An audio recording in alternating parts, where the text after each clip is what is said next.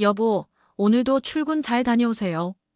따뜻한 아침 커피와 함께 건넨 마지막 인사였습니다. 그날은 평범한 화요일이었고 남편은 평소처럼 일찍 출근한다며 서둘러 집을 나섰죠. 하지만 3시간 후 경찰의 전화 한 통이 제 인생을 완전히 뒤바꿔 놓았습니다. 심장마비로 사망했습니다. 그로부터 5년이 지난 어느 날 한 통의 전화가 걸려왔습니다. 미영아, 네 남편 봤어. 살아있어. 고향 친구의 떨리는 목소리에 온몸이 얼어붙었습니다. 분명 제가 직접 화장하고 유골을 뿌린 남편을 통영의 외딴 섬에서 누군가가 목격했다는 거죠. 남편의 죽음은 거짓이었던 걸까요? 아니면 제가 미쳐가고 있는 걸까요? 그리고 새벽배를 타고 그 섬에 도착한 저에게 민박집 주인 아주머니가 한 통의 편지를 건넸습니다. 영호 씨가 당신을 위해 남기고 갔어요. 봉투를 여는 순간 지난 5년간 제가 알던 모든 진실이 무너져 내렸습니다. 저는 올해 55, 대구에서 작은 미용실을 운영하는 김미영이라고 합니다. 제 이야기가 믿기지 않으실 수도 있지만 저도 아직도 이 모든 일이 꿈만 같습니다. 5년 전 22년간의 결혼 생활을 함께했던 제 남편은 갑작스러운 심장마비로 세상을 떠났습니다. 그날도 평소와 다름없이 아침을 준비하고 있었습니다. 남편은 평소처럼 일찍 출근한다며 서둘러 집을 나섰고 저는 미용실 문을 열기 위해 준비하고 있었죠. 그런데 오전 10시쯤 경찰서에서 연락이 왔습니다. 남편이 회사 근처 골목에서 쓰러져 있는 것을 지나가던 사람이 발견했다는 거였습니다. 병원에 도착했을 때는 이미 모든 게 끝난 후였습니다. 의사는 급성 심근경색이라고 했습니다. 남편이 평소 담배를 많이 피우고 술도 자주 마셨던 걸 생각하면 이해가 되면서도 너무나 갑작스러운 일이라 실감이 나지 않았습니다. 그렇게 5년이란 시간이 흘렀습니다. 저는 미용실을 하면서 혼자서도 잘 살아가고 있었고 대학생인 아들도 이제 곧 졸업할 나이가 되었습니다. 남편이 남겨준 보험금으로 빚도 정리하고 조금은 여유로운 생활을 하면서 그렇게 평범하게 지내고 있었습니다. 하지만 3일 전 한 통의 전화가 제 평화로운 일상을 완전히 뒤흔들어 놓았습니다. 고향 친구 정수기한테 걸려온 그 전화만 아니었다면 저는 아직도 아무것도 모른 채 살아갔을 것입니다. 지금도 그날의 통화가 귓가에 생생합니다. 미영아, 난데. 네 얘기 좀 들어봐. 네가 충격받을 수도 있는데. 나 며칠 전에 통영 근처 작은 섬에 놀러 갔다가 당신 봤어. 그 말을 듣는 순간 저는 온몸에 전율이 흘렀습니다. 분명 5년 전 심장마비로 세상을 떠난 남편을 제가 직접 화장하고 유골을 뿌린 그 남편을 친구가 봤다니. 처음엔 말도 안 된다고 생각했습니다. 하지만 정수기의 떨리는 목소리는 거짓말처럼 들리지 않았습니다. 확실해. 정수가, 그건 다른 사람일 거야. 떨리는 목소리로 겨우 말을 이었지만 정수기의 대답은 단호했습니다. 미영아, 내가 미쳤나? 한두 번 본 사이도 아니고. 분명히 영호 오빠야. 얼굴도 걸음걸이도. 심지어 왼쪽 눈 밑에 있던 그 점까지. 난 다 봤어. 정수기는 통영 근처의 작은 섬에서 민박을 하면서 우연히 남편을 마주쳤다고 했습니다. 처음엔 눈을 의심했지만 분명 우리 영호 씨가 맞다고. 심지어 그곳 주민들과 이야기를 나누는 모습도 봤다고 했습니다. 전화를 끊고 난 후 저는 한동안 멍하니 앉아 있었습니다. 머릿속이 하얘지면서 지난 5년간의 기억이 스쳐 지나갔습니다. 장례식장에서 오열하던 순간들, 화장터에서 남편의 마지막을 지켜보던 순간들. 그 모든 것이 거짓이었단 말입니까? 그날 밤 저는 잠을 이루지 못했습니다. 남편의 사진을 꺼내보며 수없이 생각했습니다. 혹시 정수기가 착각한 걸까? 아니면 누군가 남편과 정말 똑같이 생긴 사람이 있는 걸까? 하지만 정수기가 말한 왼쪽 눈 밑의 점. 그건 우리 가족들조차 잘 모르는 작은 특징이었습니다. 더구나 정수기는 제 절친한 친구입니다. 초등학교 때부터 지금까지 40년 넘게 한 동네에서 자란 친구예요. 남편과도 잘 알고 지내던 사이였습니다. 그런 정수기가 착각했을 리는 없었습니다. 불안한 마음에 아들에게 전화를 걸까 하다가 그만두었습니다. 이제 막 취업 준비로 바쁜 아들에게 이런 이야기를 할 순 없었습니다. 결국 저 혼자 이 비밀을 안고 있기로 했습니다. 다음 날 정수기한테 다시 전화가 왔습니다. 미영아, 내가 그 섬 주소를 알아냈어. 가보지 않을래? 내가 직접 확인해 봐야 할 것 같아. 손이 떨리면서도 섬의 주소와 배편을 적어 내려갔습니다. 통영에서 배를 타고 1시간. 그곳에 진짜 우리 영호 씨가 있다면, 모든 게 거짓이었다면, 저는 어떻게 해야 할까요? 남편의 장례식. 그날의 기억이 하나둘 떠오르기 시작했습니다. 지금 생각해보면 그때부터 이상한 점들이 있었습니다. 첫 번째는 시신 확인 과정이었습니다. 병원에서는 혹시 모를 충격 때문이라며 저희 가족들의 시신 확인을 만류했습니다. 당시에는 의사와 간호사들의 배려라고만 생각했는데 지금 돌이켜보면 이상하게 서둘러 진행된 것 같았습니다. 두 번째는 부검 거부였습니다. 갑작스러운 사망이었음에도 불구하고 담당 의사가 부검은 필요 없다고 강하게 주장했습니다. 심근경색의 징후가 명확하다면서. 하지만 남편은 한 달 전 건강검진에서 특별한 이상이 없다는 결과를 받았었습니다. 세 번째는 장례식장에서의 낯선 방문객들이었습니다. 평소 알지 못했던 사람들이 조문을 왔다가 서둘러 사라졌습니다. 당시에는 남편의 회사 동료들이려니 했지만 지금 생각해보면 그들은 회사 사람들과는 전혀 다른 분위기였습니다. 특히 기억나는 건 장례식 이틀째 되던 날 밤늦게 찾아온 중년 남자였습니다. 검은 양복을 입은 그 남자는 조문객 명부에 이름도 남기지 않고 잠깐 들렀다가 갔습니다. 그때 남편의 관 앞에서 무언가 중얼거리는 것 같았는데, 그리고 가장 의심스러웠던 건 화장 과정이었습니다. 보통은 가족들이 지켜보는 것이 일반적인데 그날따라 화장장 시설에 문제가 있다면서 저희를 별실로 안내했습니다. 결국 남편의 마지막 순간을 직접 보지 못했던 겁니다. 아니야. 설마. 저도 모르게 중얼거렸지만 가슴 한켠이 싸늘하게 식어갔습니다. 그동안 미처 몰랐던, 아니 알지 못했던 의문점들이 하나둘씩 떠오르면서 불안감이 커져갔습니다. 전화기를 다시 들었습니다. 이번에는 당시 장례를 치렀던 장례식장에 연락을 해보았습니다. 하지만 5년 전 기록은 이미 폐기되었다는 답변뿐이었습니다. 병원 역시 마찬가지였습니다. 의료법상 보존 기간이 지났다면서 모든 게 지워진 것만 같았습니다. 마치 누군가 계획적으로 흔적을 지운 것처럼. 남편과의 22년 결혼 생활을 돌이켜보았습니다. 우리는 서로 친구의 소개로 만났습니다.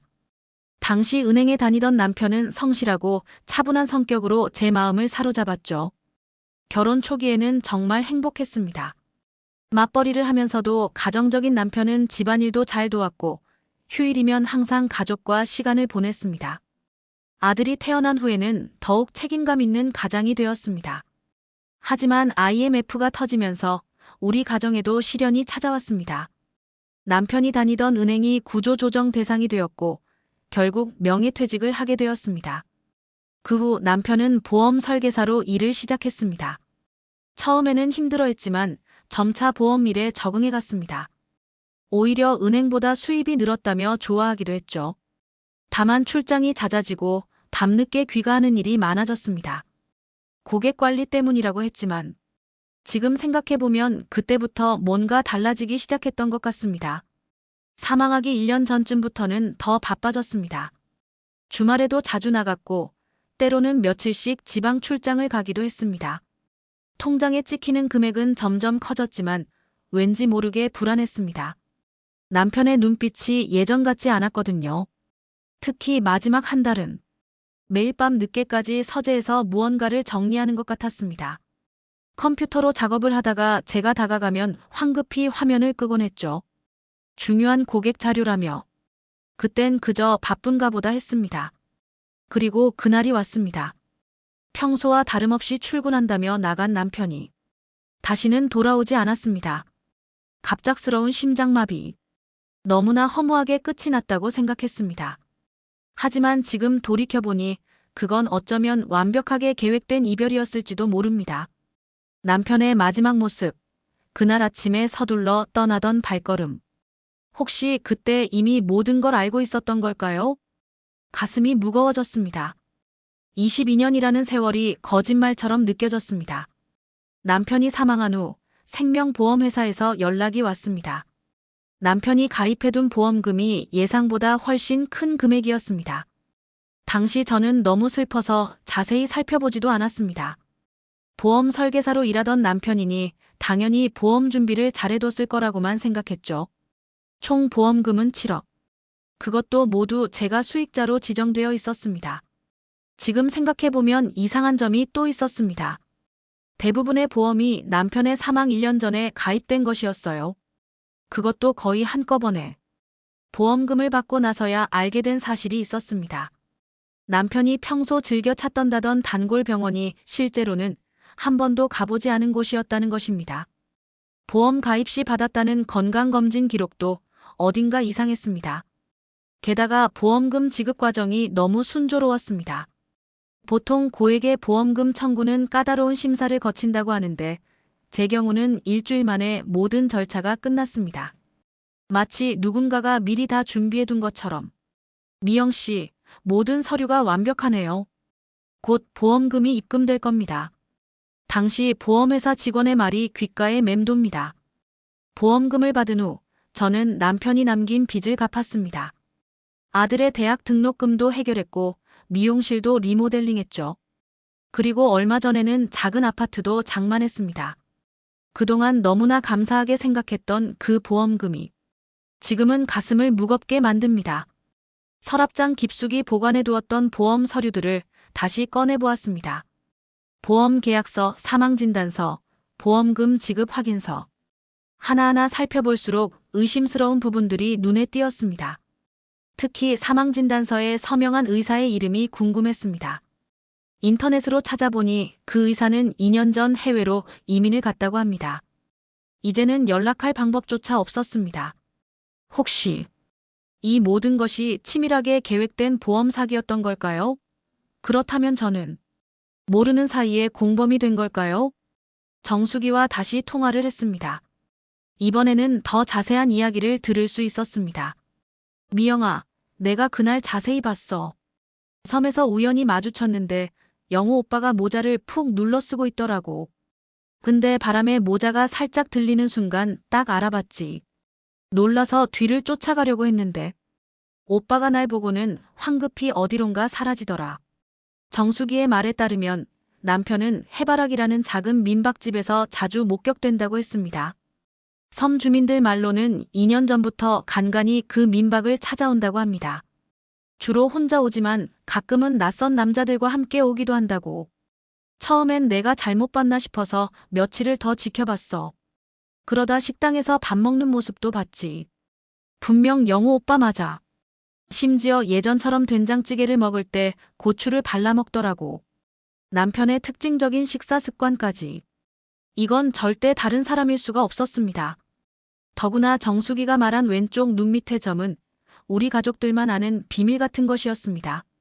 미영아, 내가 더 충격적인 걸 봤어. 영호 오빠가 어떤 여자랑 같이 있는 것도 봤어. 정수기의 말에 가슴이 덜컥 내려앉았습니다.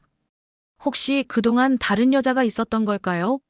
아니면 새로운 삶을 살고 있는 걸까요? 젊은 여자더라. 서울에서 왔다고 하던데. 둘이 꽤 친밀해 보였어. 말을 잇지 못하는 정수기의 목소리에서 안타까움이 묻어났습니다. 저는 잠시 숨을 고르며 진정을 하려 했지만 머릿속이 점점 더 혼란스러워졌습니다. 그리고 말이야. 섬 사람들이 그러는데 영호 오빠가 요즘 뭔가 큰 거래를 준비하는 것 같대. 자주 수상한 사람들과 만나고. 정수기의 말 한마디 한마디가 저를 더욱 불안하게 만들었습니다. 진실을 추적해야 할까요? 아니면 이대로 모른 척해야 할까요? 밤새 이불 속에서 뒤척이며 고민했습니다. 만약 남편이 살아있다면 그가 저와 아들을 버리고 거짓 죽음을 선택한 이유는 무엇일까요? 보험금 때문이었을까요? 아니면 다른 여자 때문이었을까요? 아니면 더 큰 문제에 휘말린 걸까요? 하지만 이 진실을 파헤치는 것이 과연 옳은 걸까요? 지금이라도 모든 것을 경찰에 신고해야 할까요? 그렇다면 그동안 제가 받은 보험금은 어떻게 되는 걸까요? 아들의 학비와 생활비로 쓴 돈들. 새로 산 아파트. 더 큰 걱정은 아들이었습니다. 이제 곧 졸업하고 취업을 앞둔 아들에게 이런 충격적인 사실을 어떻게 말해야 할까요? 아버지가 사실은 죽지 않았다고. 우리를 속이고 다른 삶을 살고 있다고. 엄마, 무슨 고민 있어요? 아침 식사 때 아들이 물었습니다. 며칠째 잠을 못 자고 고민하는 게 얼굴에 드러났나 봅니다. 아니, 그냥 가게 일 때문에. 거짓말을 하는 제 목소리가 떨렸습니다. 미용실에서도 정신을 차릴 수가 없었습니다. 손님의 머리를 자르다가도 남편의 모습이 자꾸 떠올랐습니다. 지난 5년간 저는 남편을 진심으로 그리워하고 추모했는데 그는 어떤 마음이었을까요? 그날 저녁 결심을 했습니다. 직접 가서 확인하기로. 비록 그 진실이 저와 아들을 더 큰 고통으로 몰아넣을지도 모르지만 이내로는 살 수 없을 것 같았습니다. 인터넷으로 통영행 버스 시간표를 찾아보았습니다. 새벽 첫 차를 타면 아침 일찍 통영에 도착할 수 있었고 거기서 첫 배를 타면 될 것 같았습니다. 떨리는 손으로 예약 버튼을 눌렀습니다. 이제 돌이킬 수 없는 강을 건너는 것 같았습니다. 새벽에 일어나 미용실 문에 개인 사정으로 하루 휴무라는 안내문을 붙였습니다. 그리고 남편의 사망 관련 서류들을 가방에 챙겼습니다. 마지막으로 확인해야 할 것이 있었기 때문입니다. 통영으로 가는 버스 안에서 서류들을 다시 한번 꼼꼼히 살펴보았습니다. 사망진단서에 서명한 의사 이름, 장례식장 관련 서류, 보험 청구 서류들. 흩어져 있던 퍼즐 조각들이 하나둘 맞춰지는 것 같았습니다. 특히 눈에 띈 것은 사망 시각이었습니다. 오전 9시 30분. 하지만 그날 남편은 7시에 출근한다며 나갔습니다. 회사까지는 보통 30분이면 충분했는데 그 사이 이 시간 동안 무슨 일이 있었던 걸까요? 더 이상한 것은 발견 장소였습니다. 신고자는 회사 근처 골목이라고 했지만 사망진단서에는 다른 주소가 기재되어 있었습니다.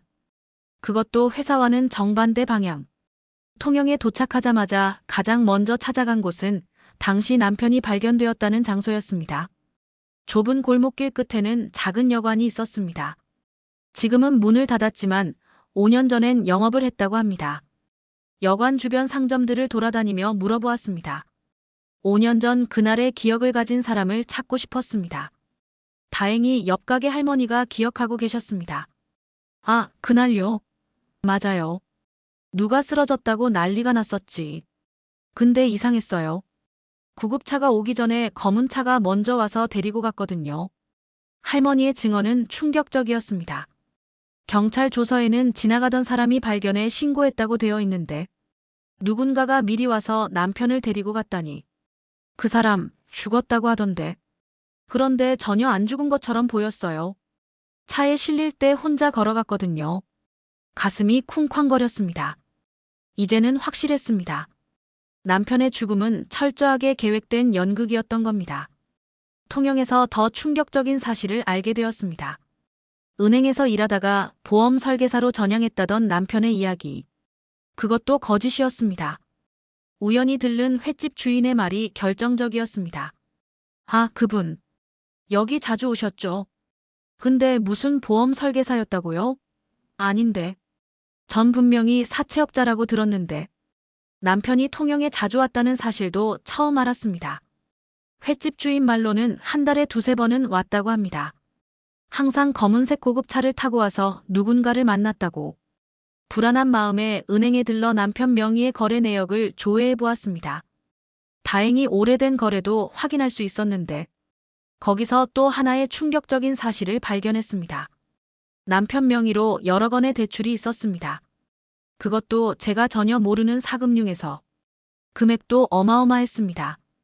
대부분 사망 직전에 일어난 거래였고 이자율은 턱없이 높았습니다. 이 사람이 빌린 돈이 총 15억 정도 됩니다. 근데 이상한 게 사망 신고가 된 후에도 일부 계좌에서 거래가 있었어요. 은행 직원의 말에 등줄기가 서늘해졌습니다. 죽은 사람 명의로 어떻게 거래가 있을 수 있다는 걸까요? 더 찾아보니 남편은 여러 명의 채무자들에게 돈을 빌려주고 있었습니다. 이자율은 법정 최고 이자율을 훨씬 웃돌았고 담보로 잡힌 부동산도 여러 건 있었습니다. 그제서야 깨달았습니다. 남편이 보험 설계사라며 늦게까지 일한다고 했던 그 시간들. 실은 불법 사채업을 하고 있었던 거죠. 하지만 의문이 들었습니다. 왜 그렇게 많은 돈을 빌렸을까? 빌려준 돈은 또 어디에 썼을까? 그리고 왜 하필 그 시점에 죽음을 가장했을까? 떨리는 손으로 메모를 했습니다. 이제 조금씩 그림이 그려지는 것 같았습니다. 하지만 그 그림은 제가 알던 남편의 모습과는 전혀 달랐습니다. 새벽 4시 30분, 통영 여객선 터미널은 이미 조업을 나가는 어민들로 분주했습니다. 저는 정수기가 알려준 배시간표를 확인하며 매표소 앞에 섰습니다. 저기, 혹시 5호도 가는 첫 배가 몇 시인가요? 5시 30분 첫 배입니다. 날씨가 좋아서 정시 출발할 것 같네요. 배를 기다리는 동안 마음이 복잡했습니다.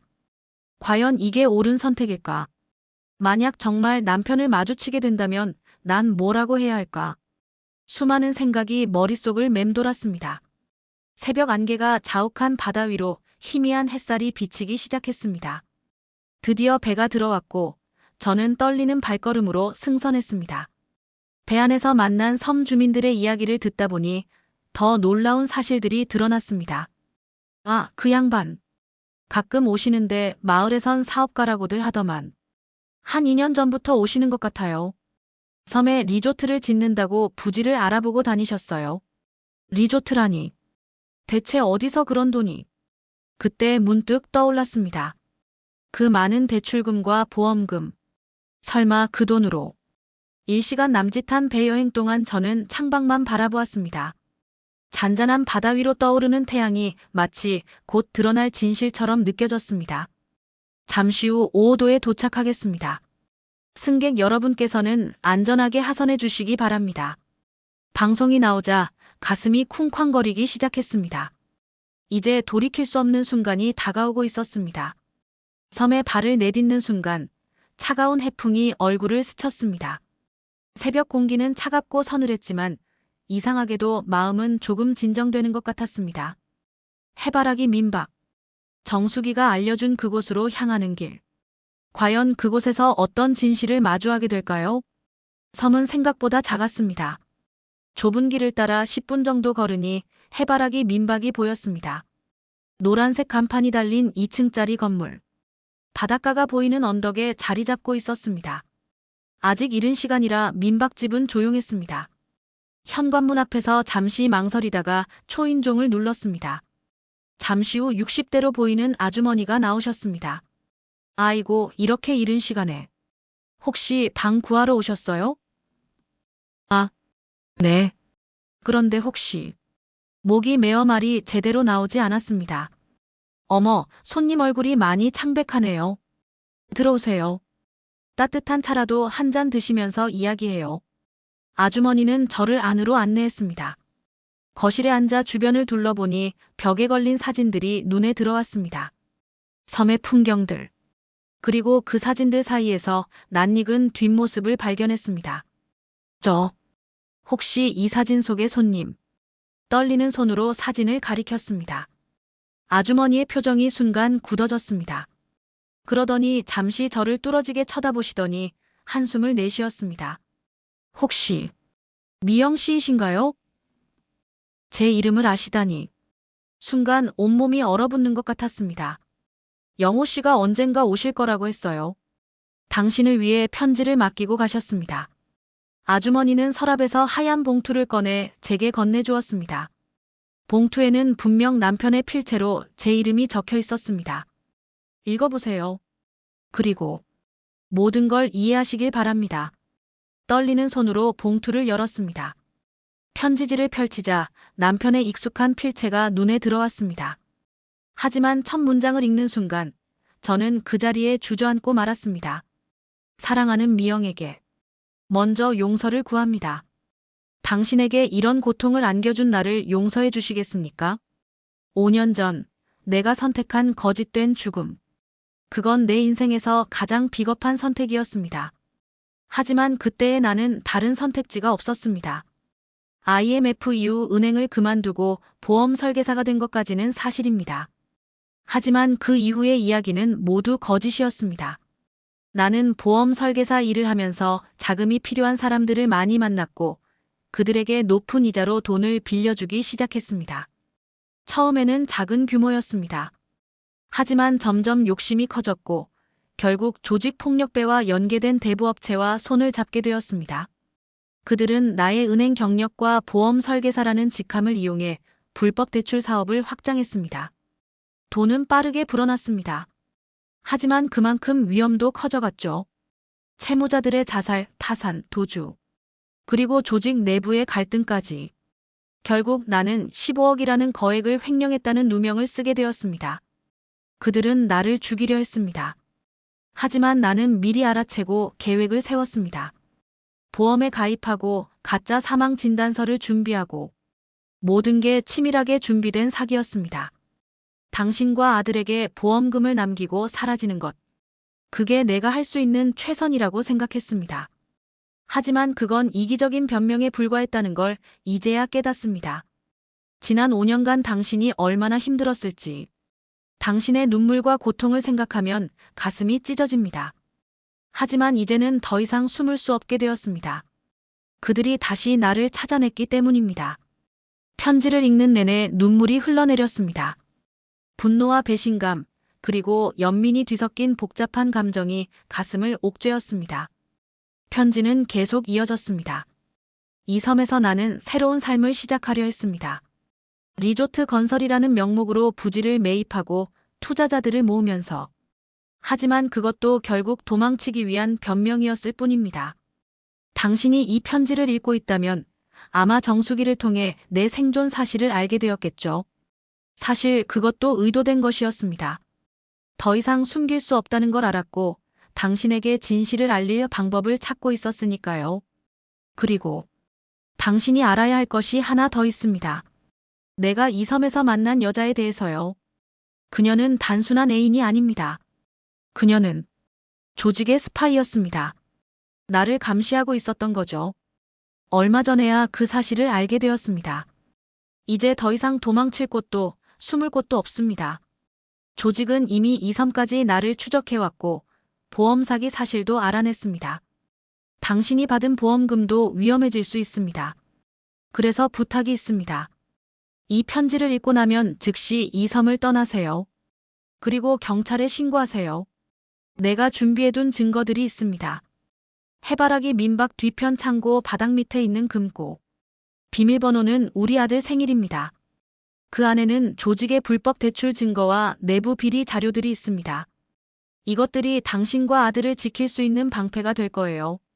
보험 사기에 대해서는 내가 모든 책임을 지겠습니다. 마지막으로 정말 미안합니다. 당신의 인생에서 22년이라는 시간을 함께하고도 이렇게 비겁한 선택을 한 나를, 그리고 5년이라는 시간 동안 당신을 속인 나를, 우리 아들에게도 용서를 구해주세요. 아버지가 이런 사람이어서 미안하다고. 편지는 여기서 끝이 났습니다. 마지막 장은 눈물 자국으로 얼룩져 있었습니다. 그의 눈물인지 제 눈물인지 이제는 분간할 수 없었습니다. 민박집 아주머니는 조용히 제 옆에 앉아 등을 쓰다듬어 주셨습니다. 영호 씨가 편지를 맡기고 간 게 일주일 전이에요. 그 뒤로는 보지 못했어요. 머릿속이 하얗게 변했습니다. 22년간 함께 살았던 남편의 이중생활. 그가 전혀 다른 사람이었다는 사실을 받아들이기가 힘들었습니다. 혹시 그 여자분은 어떤 분이었나요? 떨리는 목소리로 물었습니다. 서울에서 왔다는 젊은 여자였어요. 처음엔 투자자라고 하더니 점점 영호 씨와 가까워졌죠. 하지만 며칠 전 둘이 크게 다퉜어요. 그날 이후로 둘 다 보이지 않네요. 창밖을 바라보니 섬의 풍경이 한눈에 들어왔습니다. 남편은 이곳에서 어떤 생각을 하며 지냈을까요? 매일 아침 이 바다를 보면서 우리를 그리워했을까요? 아니면 새로운 삶에 대한 희망에 부풀어 있었을까요? 갑자기 무서운 생각이 들었습니다. 남편이 일주일째 보이지 않는다는 것. 조직이 이미 그를 찾아냈다는 것. 그리고 그 여자가 스파이였다는 것. 저기, 혹시 경찰에 신고하는 게. 제 말이 채 끝나기도 전에 밖에서 소란스러운 소리가 들렸습니다. 어머, 저기 검은 차가 또 왔네요. 요즘 저런 차들이 자주 들어와요. 아주머니의 말에 창밖을 보니 검은색 외제차 2대가 민박집 앞에 멈춰 섰습니다. 차에서 검은 정장 차림의 남자들이 내리는 것이 보였습니다. 순간 남편의 편지가 떠올랐습니다. 즉시 이 섬을 떠나세요. 조직은 이미 이 섬까지 나를 추적해왔습니다. 온몸에 전율이 흘렀습니다. 이제 저는 선택을 해야 했습니다. 도망칠 것인가 아니면 맞설 것인가. 민박집 아주머니는 재빨리 저를 뒷문으로 안내했습니다. 창고로 가세요. 거기 비상구가 있어요. 영호 씨가 만들어 놓은. 민박집 창고에 도착하자마자 바닥을 살폈습니다. 나무 널빤지 하나가 살짝 들떠 있었고 그 아래 금고가 있었습니다. 떨리는 손으로 아들의 생일을 눌렀습니다. 0.8, 1.5. 철컥하는 소리와 함께 금고가 열렸습니다. 안에는 USB와 서류 뭉치, 그리고 또 하나의 편지가 있었습니다. 그때였습니다. 아무도 없습니까? 위층도 확인해 보세요. 현관 쪽에서 들리는 남자들의 목소리. 서류를 재빨리 가방에 넣고 비상구를 찾았습니다. 창고 구석에 있는 작은 문. 열자마자 바다 냄새가 확 끼쳐왔습니다. 밖으로 나와보니 좁은 산책로가 있었습니다. 아래로는 바다가 보였고 길은 해안가를 따라 이어져 있었습니다. 그때 휴대폰이 울렸습니다. 발신자는 정숙이었습니다. 미영아, 큰일 났어. 방금 경찰서에서 연락이 왔어. 영호 오빠가. 저기 누가 있어? 뒤에서 누군가 소리치는 게 들렸습니다. 전화를 끊고 달리기 시작했습니다. 뒤에서는 발소리가 점점 가까워졌고 숨은 잡고 가빠져갔습니다. 그때 앞에서 또 다른 발소리가 들렸습니다. 누군가가 이쪽으로 달려오고 있었습니다.